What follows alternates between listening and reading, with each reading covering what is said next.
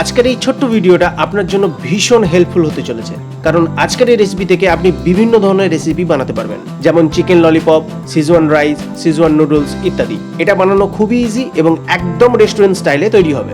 তাহলে চলুন শুরু করি। আজকে আমার লাগবে গোটা কাশ্মীরি লঙ্কা। আপনারা নর্মাল রেগুলার লঙ্কা ব্যবহার করতে পারেন, কিন্তু অথেন্টিক শেজওয়ান সসে এই লঙ্কাই ব্যবহার করা হয়। তো প্রথমে লঙ্কার ডাঁটির দিকটা কাঁচি দিয়ে কেটে নেব, তারপর মাঝখান দিয়ে চিড়ে নেব। এটা করলে লঙ্কার বীজগুলো খুব ইজিলি বেরিয়ে আসে, আর এই রেসিপিতে লঙ্কার বীজের কোনো ব্যবহার নেই। সবকটা লঙ্কা চিড়ে নেওয়ার পরে এভাবে ঝাঁকিয়ে নিলেই দেখবেন বীজগুলো এইভাবে বেরিয়ে আসছে। এই কাজটি করার সময় গ্লাভস ব্যবহার করাটাই ভালো। এবার লঙ্কাগুলোকে একটা বড় পাত্রে তুলে নিচ্ছি, তারপর লঙ্কাগুলোর উপরে দেব ফুটন্ত জল। জলটা ততটা পরিমাণেই দিতে হবে যাতে লঙ্কাগুলো খুব ভালোভাবে ডুবে যায়। তারপর এটাকে ঢাকা দিয়ে 30 মিনিট রেখে দেব।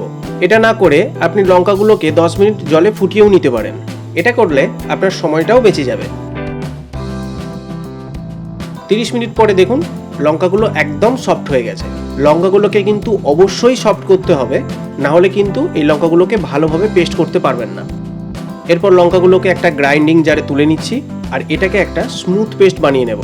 চেষ্টা করবেন যতটা সম্ভব জল কম ব্যবহার করা, আর যদি আপনি জল না ব্যবহার করে পেস্ট করতে পারেন তাহলে সেটা আরও ভালো হয়। দেখুন কত সুন্দর একটা পেস্ট তৈরি হয়ে গেছে।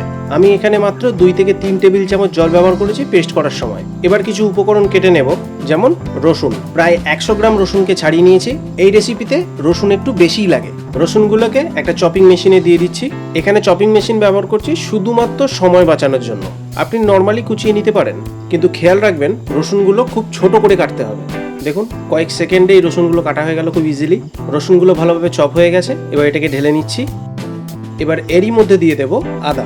প্রায় 50 গ্রাম আদাকে ছাড়িয়ে নিয়েছি, আর এরকম ছোট করে পিস করে নিয়েছি যাতে চপ করতে সুবিধে হয়। এখানে আদার পরিমাণ কমই থাকবে, জাস্ট সসের ফ্লেভারটা আনার জন্য। এবার নিয়েছি কিছু ধনেপাতার ডাঁটি। বেসিক্যালি এটা সেলারি ব্যবহার করা হয়, আমার কাছে অ্যাভেলেবেল নেই, তাই ধনেপাতার ডাঁটিটাই ব্যবহার করছি। এই ধনেপাতার ডাঁটি থেকে একটা দারুণ ফ্লেভার আসে। এটা সামান্যই লাগে, মাত্র 20 গ্রামের মতোই নিয়েছি। আর কিছু কাঁচা লঙ্কাকে কেটে নিচ্ছি। প্রায় 8 থেকে 10টা কাঁচা লঙ্কাকে এভাবে কেটে নিয়েছি। এবার একটা আয়রন কড়াতে নিচ্ছি 1.5 কাপ কুকিং অয়েল। এখানে আমি সানফ্লাওয়ার অয়েল ব্যবহার করেছি। এই রেসিপিতে তেলটা একটু বেশিই লাগে, কারণ এই তেলটাই সসটাকে প্রিজার্ভ করবে। তারপর দিচ্ছি 2টো স্টার ফুল বা স্টার আনিস। যে কোনো রেস্টুরেন্টে শেজওয়ান সস বানানোর সময় ফোড়ন হিসাবে এই স্টার আনিস ব্যবহার করা হয়। তারপরে দিচ্ছি চপ করে নেওয়া রসুন।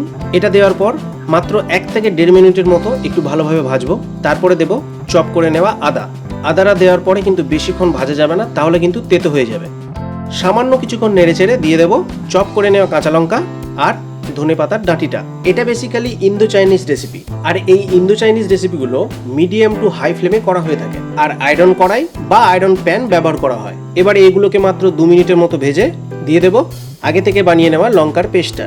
এটা দেওয়ার পর থেকে রান্নাটা কমপ্লিট হয়ে যাওয়ার পর্যন্ত এটাকে কন্টিনিউ নাড়তে থাকতে হবে, কারণ এটা মিডিয়াম টু হাই ফ্লেমে তৈরি হবে। যদি কন্টিনিউ না নাড়তে থাকি তাহলে নিচে লেগে যাবে। এবার এর মধ্যে দিয়ে দেবো স্বাদ মতো লবণ আর 1 টেবিল চামচ চিনি। চিনিটা এখানে সসের টেস্টটা ব্যালেন্স করবে। কন্টিনিউ প্রায় 10 থেকে 15 মিনিট নাড়তে থাকার পরে যখন দেখবেন এরকম টেক্সচার চলে এসেছে, বুঝে নেবেন রান্নাটা 80% কমপ্লিট হয়ে গেছে। এবার ফ্লেমটাকে লো করে দেব এবং অ্যাড করব 1 টেবিল চামচ ভিনিগার, 1 টেবিল চামচ সয়া সস, 3 টেবিল চামচ টমেটো কেচাপ, 3 টেবিল চামচ রেড চিলি সস আর 1 টেবিল চামচ গোলমরিচের গুঁড়ো। এই রেসিপিতে শেজওয়ান পেপারকর্ন পাউডার ব্যবহার করা হয়, আমার কাছে সেটা অ্যাভেলেবেল না থাকার কারণে আমি এখানে গোলমরিচের গুঁড়ো ব্যবহার করছি। এবার এটাকে মাত্র 3 থেকে 4 মিনিট নেড়ে নেব। এগুলো দেওয়ার পর এটাকে বেশি কুক করা যায় না, কারণ টমেটো কেচাপ বা red chilli sauce already cooked. যখন দেখবেন এরকম তেল বেরিয়ে এসেছে তখন বুঝে নেবেন রান্নাটা পুরোপুরি কমপ্লিট। আজকের শেজওয়ান সস একদম রেডি। এবার এটাকে পুরোপুরি ঠান্ডা করে একটা এয়ারটাইট কন্টেনারের মধ্যে রেখে 2 থেকে 3 মাস খেতে পারেন। আজকের ভিডিওটা যদি আপনার হেল্পফুল লেগে থাকে তাহলে ভিডিওটি লাইক শেয়ার করতে একদম ভুলবেন না, আর আমাকে এভাবেই সাপোর্ট করার জন্য আমার চ্যানেলটা সাবস্ক্রাইব করে পাশে থাকা বেল নোটিফিকেশনটা ক্লিক করতে একদম ভুলবেন না। দেখা হচ্ছে পরবর্তী ভিডিওতে। ভালো থাকবেন, সুস্থ থাকবেন, ধন্যবাদ।